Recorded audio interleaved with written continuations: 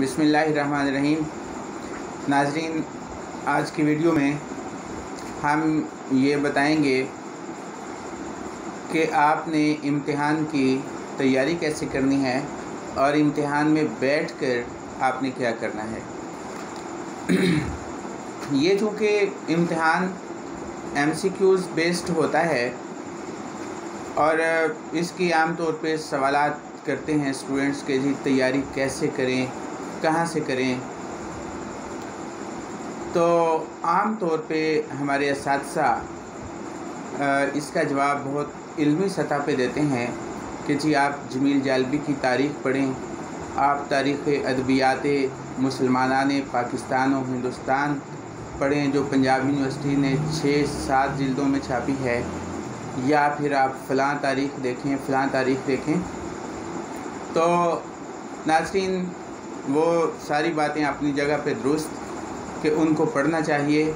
उन किताबों को मैं उनके पढ़ने या उनकी अफादियत का इनकार नहीं कर रहा, लेकिन जितना वक्त अब इस वक्त रह गया है वो किताबें पढ़ने का नहीं है।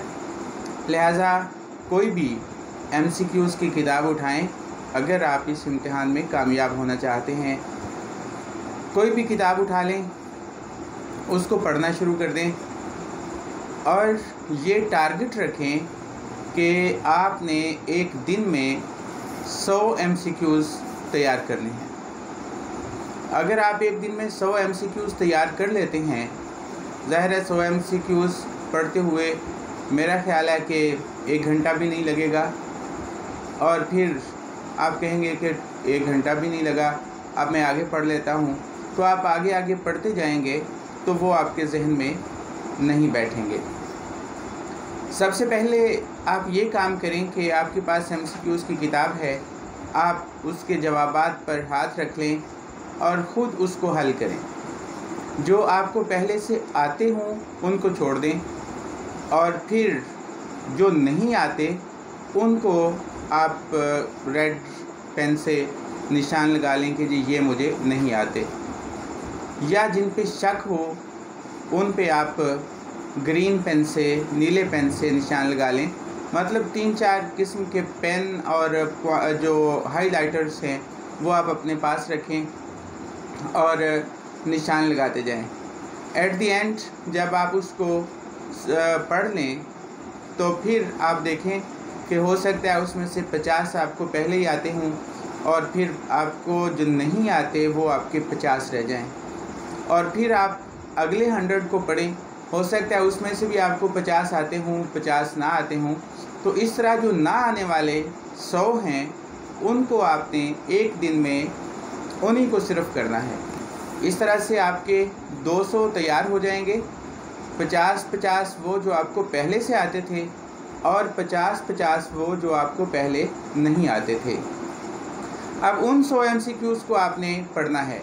अगर आप 600-700 पढ़ेंगे तो एक भी जहन में नहीं रहेगा। उन्हीं 100 को आप सुबह पढ़ें, दोपहर पढ़ें, शाम पढ़ें, डॉक्टरों के नुस्खे के मुताबिक 3 टाइम उन्हीं MCQs की दवाई लें। तो एक दिन में आपके 200 हो गए, तो आप अंदाज़ा लगाएं कि एक महीने में आपके 6000 हो जाएंगे। अब 6000 MCQs बहुत ज़्यादा होते हैं। 6000 में से अगर 100 भी ना आए तो फिर तो माड़ी किस्मत की निशानी है।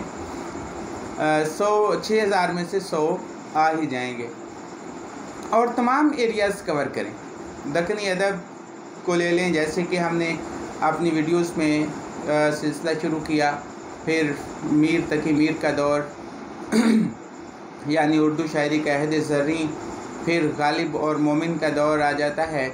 इसी तरह नसर में चले जाएं और फिर जदीद शायरी, जदीद उर्दू नसर, अफसाना, नावल वगैरह, इन सब पे हम वीडियोस तो बनाएंगे, लेकिन जो मौजूदा हालात और मौजूदा तनाजुर है जिसके हवाले से मैं बात कर रहा हूँ, MCQs के हवाले से, वो आपको देखने की ज़रूरत है। तो इसको इस तरह से आप तैयारी करें। उसके बाद हम देखेंगे कि पेपर वाले दिन जब आप पेपर हल कर रहे हैं तो उसमें आपको क्या करना चाहिए। पेपर वाले दिन जनाब आपको पेपर मिल गया और एक शीट मिल जाएगी जिस पर आपने निशान लगाने हैं। वहाँ पे सिर्फ नंबर हैं, आगे ABCD दायरे हैं, उन दायरों को आपने फिल करना है और फिर वही शीट कंप्यूटर पर उन्होंने चेक करनी है और आपकी मार्किंग होनी है। अब होता क्या है, बाज़ औक़ात ऐसे होता है कि आप इधर से सवाल पढ़ रहे हैं, उधर दूसरी तरफ आप गोल दायरा लगा रहे हैं, तो बाज़ औक़ात होता है कि कोई एक आध नंबर स्किप हो गया। इधर आप 6 नंबर सवाल का आपने देखा कि जवाब A है और उधर आपने 7 नंबर सवाल पे A को टिक कर दिया, फिर आपको 15-16 नंबर पे जाके पता चला हो ये तो नंबरिंग गलत हो गई है, तो वो सारे सवाल गलत मुतसव्वर होंगे। इसलिए हर सवाल को जब भी आपने दायरा फिल करना है तो नंबर ज़रूर देखें, इधर से नंबर 6 उधर से नंबर 6, उनको देख के फिर फिल करें दायरे को। एक तो इसमें आपने बहुत ज़्यादा एहतियात करनी है और दूसरी बात ये है कि आप एक दफ़ा एक उस सवाल पे किसी पे अगर आपको नहीं आ रहा तो बैठ ना जाएं। सबसे पहले आप जो आपको 100% कन्फर्म हैं उनको निशान लगा दें। जब आपने उनको लगा दिए फिर आप उनको एक दफ़ा गिन लें, आपके 100 में से 100% आपको पता होगा कि मेरे 60 नंबर 50 नंबर तो पक्के हैं। उसके बाद आप उन पे आ जाएं जिन पे आपको डाउट है, जिन पे आपको शक है कि शायद इसका जवाब ये हो, और उसको देखें और उस पर निशान लगाएं। और आखिरी मरहले पर उन पर निशान लगाएं जो आपको नहीं आते। उसके लिए आपके पास वक्त भी होगा, हो सकता है इधर उधर कहीं नज़र पड़ जाए, आपको कोई नकल का मौका मिल जाए, और अगर नहीं भी मिलता, वैसे भी कहते हैं कि नकल अच्छी बात नहीं है, तो भी आप उनको फिल ज़रूर कर दें। उसकी वजह यह है कि नेगेटिव मार्किंग आमतौर पे लोग कहते हैं कि जी फिल नहीं करना चाहिए, नेगेटिव मार्किंग होती है। तो नेगेटिव मार्किंग 0.25 होती है, यानी एक सवाल अगर आपका गलत है तो उसके 0.25 मार्क्स कटेंगे। मतलब ये कि अगर आपके 4 सवाल गलत हुए तो आपका 1 नंबर कम हो जाएगा। तो अगर आपको कोई 20-25 नहीं आते और आप उनको लगा देते हैं निशान, तो उनमें से अगर 4-5 नंबर कटेंगे तो 4-5 तुक्के भी लग ही जाते हैं। ऐसी बात नहीं है कि इंसान की किस्मत बहुत ही ख़राब ना हो, तो जितने नंबर कटने हैं उतने के तुक्के भी लग जाते हैं। इसलिए छोड़ के ना आए, हो सकता है किस्मत अच्छी हो, तुक्के ज़्यादा लग जाएं। तो किसी भी चीज़ को छोड़े नहीं।